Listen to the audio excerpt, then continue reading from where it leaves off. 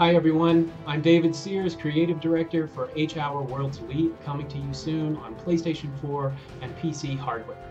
You may know me most recently as the Creative Director for Rainbow Six Patriots, but if you ever played PlayStation 2 games, you might know me better as the Creative Director for SOCOM 1 and SOCOM 2. And in all my years of making video games, nothing has compared to the experience that we had making those early SOCOM games. There's something special, something wonderful, and something magical about SOCOM 1 and SOCOM 2. H-Hour Worlds Elite is, as I've said, the spiritual successor to SOCOM 1 and SOCOM 2. And a lot of people really want that SOCRAC experience, so we're going to give you that on PlayStation 4. But at the same time, a lot of PC gamers have never had that experience and that particular addiction that so many SOCOM fans love and crave. So that's exactly what we're going to do. We're making a PC game that's comparable to the PS4 version, a tactical team-based military shooter. It's all about teamwork because without watching your buddies back, you're all going to die. The team we've put together to make H-Hour Worlds Elite is definitely world class. These guys have worked at major publishers such as Ubisoft and Sony, Activision, and many others, but you know their games even better than the places that they've worked.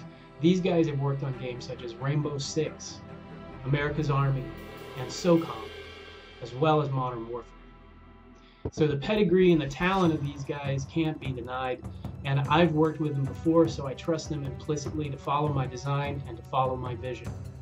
But we're not just working with super talented game developers, we're working with retired and highly decorated Special Forces operators.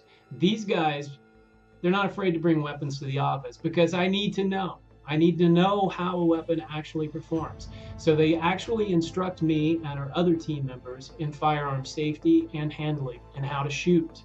So we go out to the range and we actually learn what a weapon feels like. We learn it over and over and over again until it's ingrained. So I can tell you that having the expertise of top-notch military trainers on my team makes a huge difference in the quality of authenticity in H-Hour Worlds Elite. It's a military shooter. It should have some former military men and women on the team. People ask me all the time, what do I like best about SOCOM? Well, there's a lot. I mean, for one thing, I like the fact that it was a skill-based game in which you could actually see yourself improving the more you play. I liked the fact that it was a team-based game and that if you didn't cooperate with your teammates and watch your buddies back, you very often ended up dead. I liked the fact that it was a game that supported stealth gameplay, but at the same time could skew right over to run and gun. It was a perfect balance in many ways. And that's what we want to recreate with H-Hour. So what is this SOCRAC experience, the SOCOM 1 and SOCOM 2 experience, the H-Hour Worlds Elite experience? Well, it's things like custom lobby rooms that allow you to go right to where gamers are playing the kind of game that you want. You don't have to wander around in a fog of war wondering if anyone else is online and why matchmaking is taking forever. All of our maps are designed around a single gameplay mode. That's what drives the design. However, if that map, designed for escort mode, also plays really well as deathmatch, we'll let you play deathmatch. So many of the parameters for online play are fully customizable that you're going to be able to tailor the experience from hardcore to easy access without any kind of problem.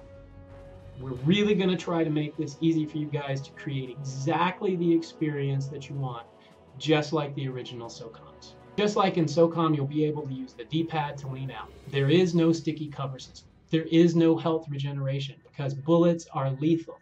Round-based is the focus for our online matches. So if you hit a tiebreaker, you're going to play that tiebreaker until somebody wins. Strafing gunfights.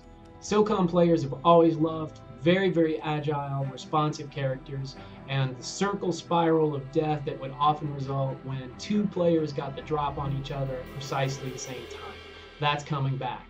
This is a skill-based game, and a lot of people like to call SOCOM hardcore.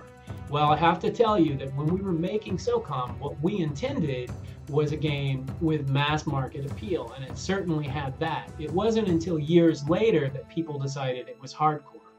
So you're going to be able to recreate that experience right out of the box with H-Hour. However, all of the tunable parameters that we're giving you will allow you in non-ranked games to create an experience that is friendlier, more forgiving, more accessible for new gamers. And if you're a new gamer, our analytics are going to help coach you into becoming a good gamer. If you're already a good gamer, you're going to become a great gamer. And finally, I have to say that a lot of the game modes that you knew and loved in those early PS2 SOCOMs are coming back. We're going to fix some of the problems with AI, so things are going to be a little more responsive, but the same rapid pace, moment-to-moment, objective-based gameplay is coming back. I receive a lot of email from PC gamers asking why they should support H-Hour on Kickstarter.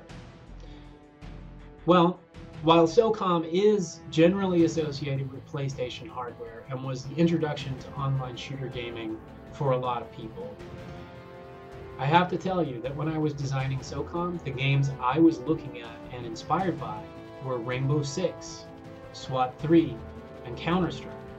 So there's a lot of that DNA in SOCOM already.